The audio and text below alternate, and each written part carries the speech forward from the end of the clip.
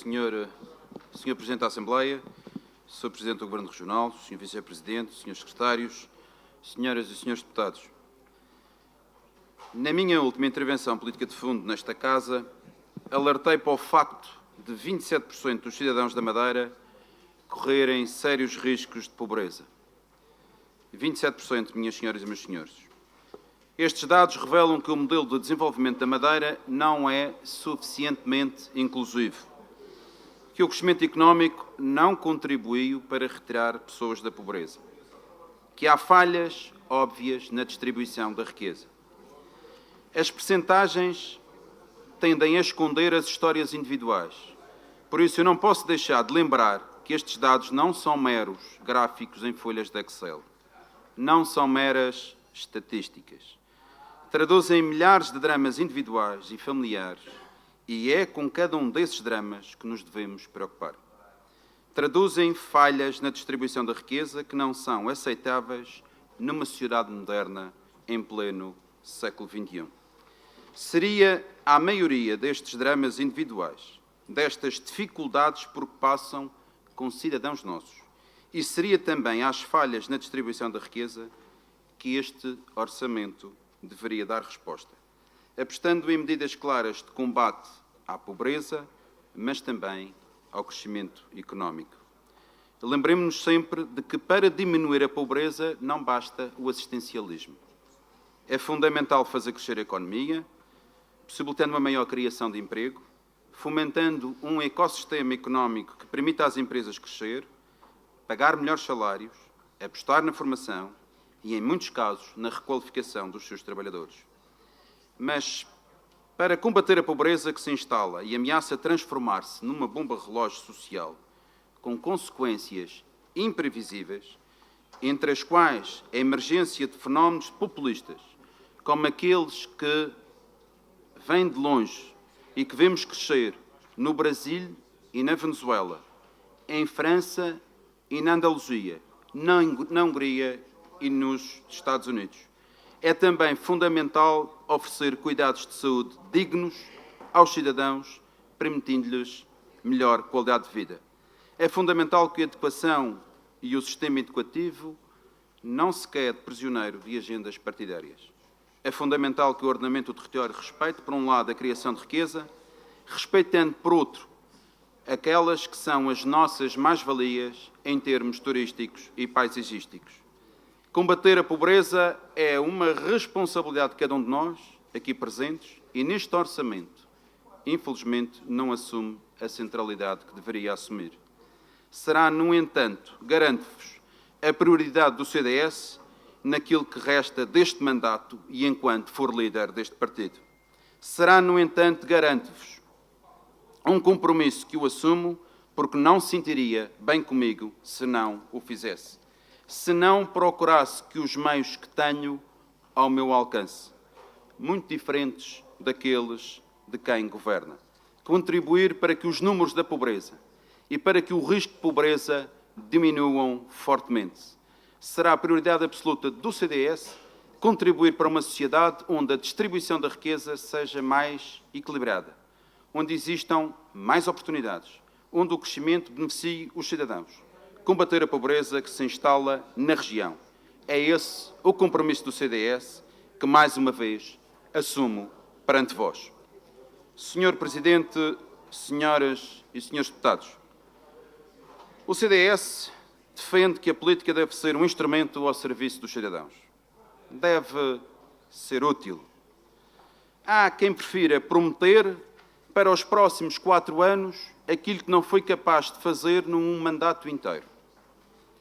Há quem prefira prometer o paraíso na terra se chegar ao governo, esquecendo-se de que o primeiro passo para se atingir o paraíso é ser-se honesto. Honesto connosco e com aqueles a quem devemos prestar contas, os cidadãos. Prometer mandatos de 4 anos e transformá-los em mandatos de 2 não é ser honesto. Não será esse o caminho mais curto para o paraíso, certamente. Pois bem, perante este cenário, o CDS optou por ser um instrumento útil aos cidadãos. Fizemo-lo quando conseguimos que, entre outras coisas, a Câmara Municipal do Funchal não aumentasse a derrama em 200%, como era o seu objetivo. Que se estendesse o apoio municipal às famílias com crianças matriculadas nas creches privadas. Que se iniciasse o processo de legalização das casas clandestinas depois de aprovado neste Parlamento. Voltamos a fazê-lo quando conseguimos que o Governo aprovasse a nossa proposta para reduzir o valor dos passos sociais, que diminuirá em muito os custos mensais de milhares de famílias na região. Voltamos a fazê-lo quando conseguimos também que o Governo diminuísse neste orçamento o IRC pago pelas empresas. Estes são, para nós, exemplos de utilidade na política. São exemplos que demonstram que a política pode e deve ser um instrumento ao serviço das pessoas. Porque não basta falar delas. Há que agir em seu favor. Mas, Sr. Presidente, senhoras e senhores deputados, fomos ainda mais longe e neste orçamento apresentamos 10 propostas que consideramos terem valor acrescentado para a região e para os madeirenses. Que consideramos potenciar o crescimento económico, um ambiente de competitividade em que se movem as empresas e melhor distribuição da riqueza.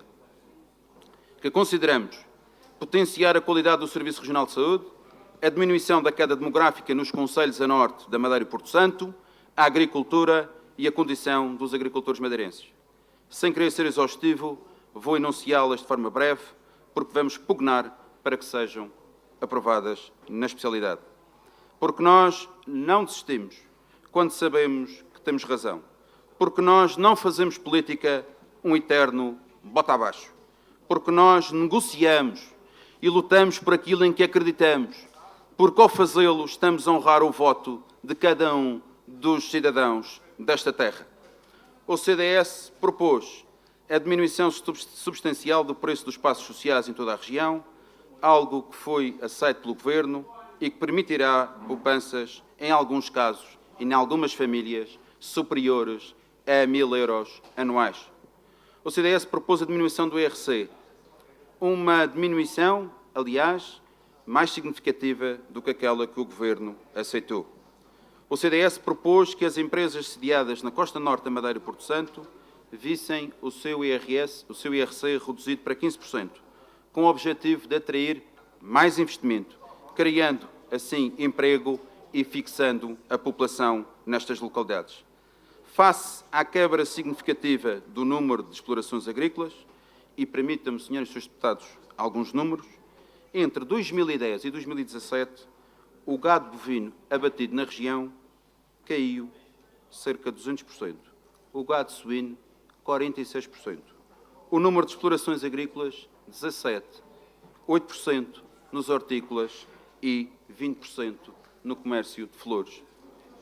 O CDS propôs que nos concursos públicos fosse dada primazia aos produtos agrícolas regionais, incentivando o crescimento da agricultura e dando melhores condições aos produtores.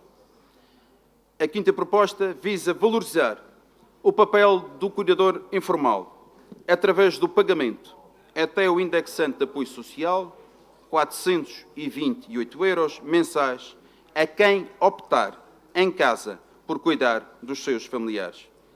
Para quem acha que esta medida representa um custo, recorde que representa poupanças através da diminuição das altas problemáticas, representa ainda um incentivo às vivências familiares, sendo a família, e que me perdoem aqueles que acham que a próxima frase está fora de moda, como eu não me guio por modas, repito, sendo a família um pilar fundamental da sociedade.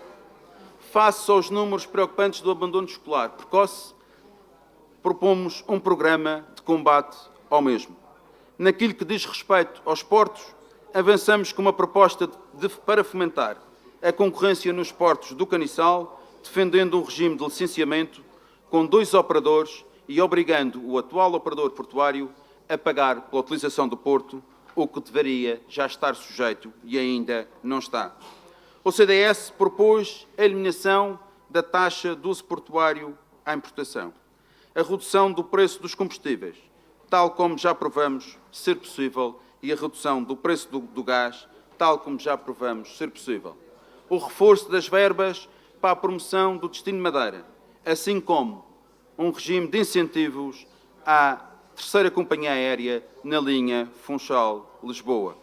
A criação de um regime de incentivos que promova o investimento e não o subsídio, contribuindo para retirar à economia o peso excessivo do setor público regional e dando ainda oportunidades para que os nossos imigrantes, que fogem do populismo reinante na Venezuela, criem empresas e criem postos de trabalho, não dependendo exclusivamente da boa vontade de quem governa.